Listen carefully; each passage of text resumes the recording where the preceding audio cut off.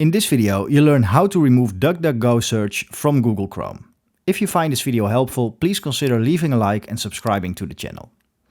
So to remove DuckDuckGo as your default search engine, the first thing we'll have to do is go to the top right and click on the three little dots. Then go to settings here in the bottom. Then on the left you can click on search engine. And the first thing we'll do right here is change DuckDuckGo to Google as our default search engine. You can choose another search engine if you want, but we'll choose Google for this example. Click on set as default.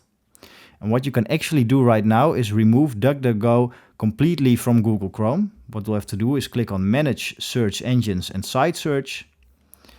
And you'll see DuckDuckGo right here, but what we can do is click on the three little dots, click on delete, and after the warning click delete again. And right now you've completely removed DuckDuckGo search from Google Chrome. If you find this video helpful, please consider subscribing and leaving a like.